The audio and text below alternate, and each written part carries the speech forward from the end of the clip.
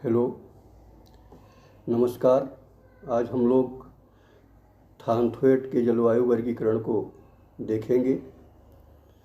थानथ्वेट एक अमेरिकी जलवायुवेत्ता थे जिन्होंने सर्वप्रथम 1931 में अपना जलवायु वर्गीकरण प्रस्तुत किया। इसके बाद इन्होंने उसमें कुछ और परिमार्जन करके 1933 में प्रस्तुत किया। पुनः इन्होंने 1948 के वर्गीकरण में इसका संशोधित रूप प्रस्तुत किया। इनका जो प्रथम वर्गीकरण था वो कोपेन के जलवायु के वर्गीकरण के निकट था। इसमें इन्होंने प्राकृतिक वनस्पति एवं जलवायु प्रदेशों के बीच संबंध को बतलाया है। लेकिन कोपेन ने तापमान एवं वर्षा की मात्रा का उपयोग किया था। कोपेन की भांति थानथ्वेट ने भी स्वीकार किया कि वनस्पति जलवायु की सूचक होती है तथा वनस्पति पर वर्षा की मात्रा तथा तापमान का पर्याप्त प्रभाव होता है, लेकिन इसमें वाष्पीकरण को भी ध्यान में रखना होगा। इस आधार पर इन्होंने वर्षण प्रभाविता, जिसे प्रेसिपिटेशन इफेक्टिवनेस कहा जाता है, तथा तापमान प्रभाविता टेम्परेचर इफेक्टिवनेस को जलवायु के सीमा के निर्धारण में महत्वपूर्ण स्थान दिया। तो पहला वर्गीकरण जो इसमें इनका था, इसमें इन्होंने 3 आधार लिए थे: वर्षण प्रभाविता, वर्षा का मौसमी वितरण और तापीय दक्षता। वर्षण प्रभाविता का मतलब इसमें संपूर्ण वार्षिक वर्षा के केवल उस भाग को लिया गया जो वनस्पतियों के उत्पत्ति तथा विकास को प्रभावित करती है। इसके लिए उन्होंने वर्षण प्रभाविता अनुपात का परिकलन किया। इसमें कुल मासिक वर्षा को कुल मासिक वाष्पीकरण से भाग दे करके पीई अनुपात प्राप्त किया जाता है और फिर 12 महीने के अनुपात से पीई रेशियो का योग करके वर्षण प्रभाविता सूची तैयार की जाती है। इसके चूँकि प्रत्येक केंद्र के वाष्पीकरण का आंकड़ा प्राप्त नहीं हो पाता है, अतः इन्होंने दोनों के आकलन के लिए कुछ गुरु बतलाया। ये है पीई रेशियो बराबर 11.5 R/T-10 ऊपर 10/9। इसी प्रकार से जब इससे जो प्राप्त हो जाता है उसी के आधार पर इन्होंने 12 महीने का योग करके पीई इंडेक्स बनाया। इसमें R बराबर औसत मासिक वर्षा इंच में है और T बराबर औसत मासिक तापमान, जिसे डिग्री फ़ारेनहाइट में दिखाया गया है।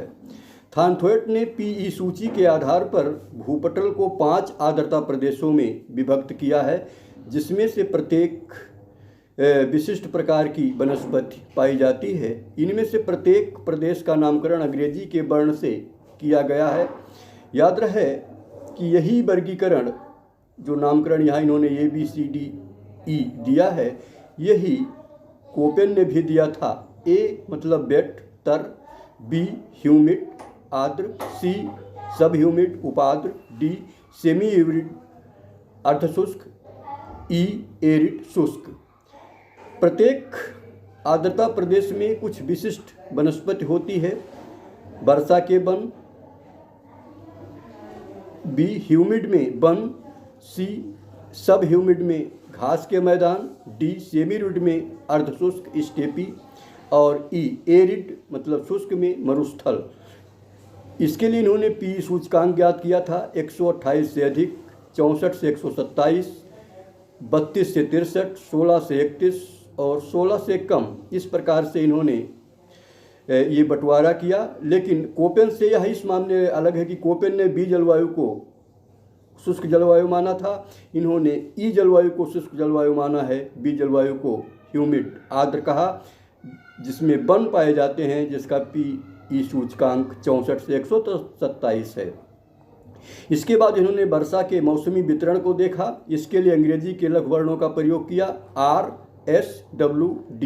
R का मतलब ऑल सीजन रेन, S का मतलब समर ड्राई, W का मतलब विंटर ड्राई और D का मतलब all season dry all season मतलब सभी महीने शुष्क। इस आधार पर इन्होंने 5 आर्द्रता प्रदेशों में इन चारों को देखा और इस प्रकार से इन्होंने कुल 20 प्रदेश बनाए।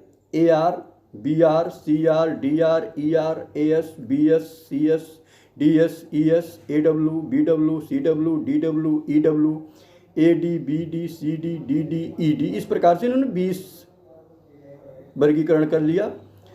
अब इसके बाद इन्होंने तापमान को देखने के लिए तापीय दक्षता थर्मल इफेक्टिवनेस का प्रयोग किया।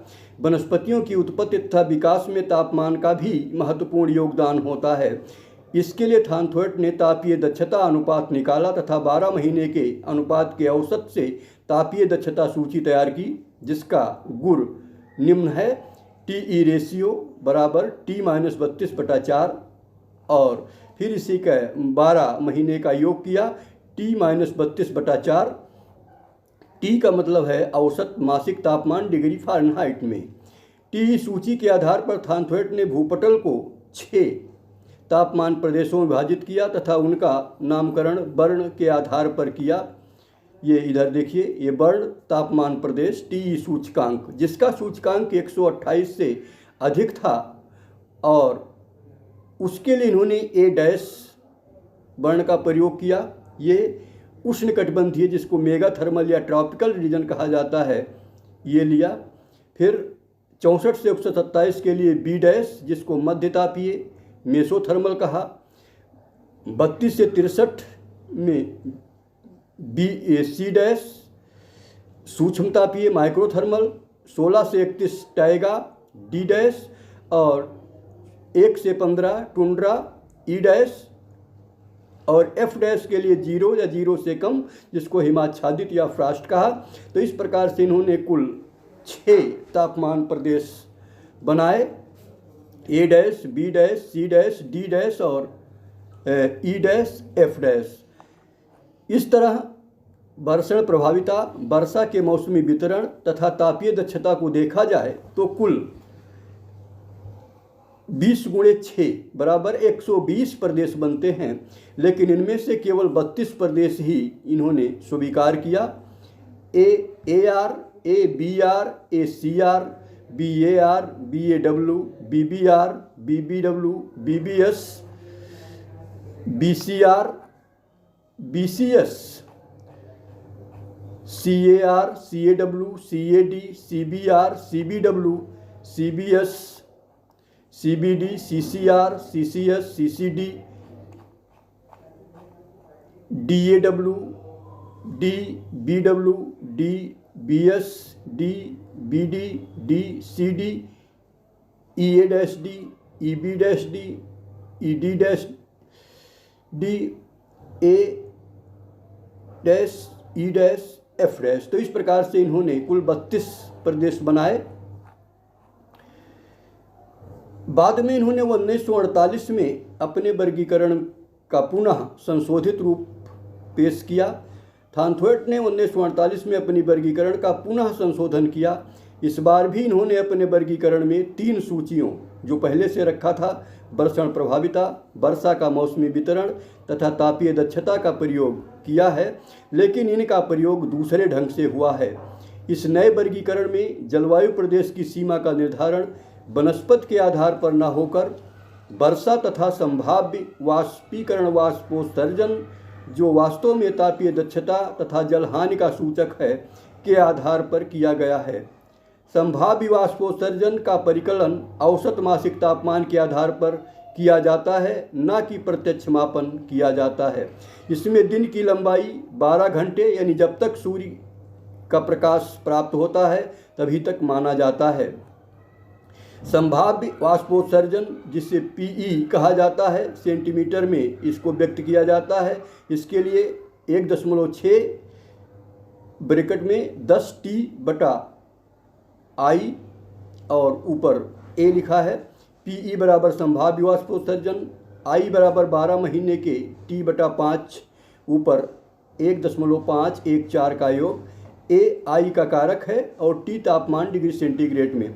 इस आधार पर विभिन्न जलवायु की सीमाओं के निर्धारण के लिए इन्होंने 4 सूचकांक प्रयोग में लाए हैं आर्द्रता सूचकांक, संभाव्य वाष्पोत्सर्जन या तापीय दक्षता सूचकांक,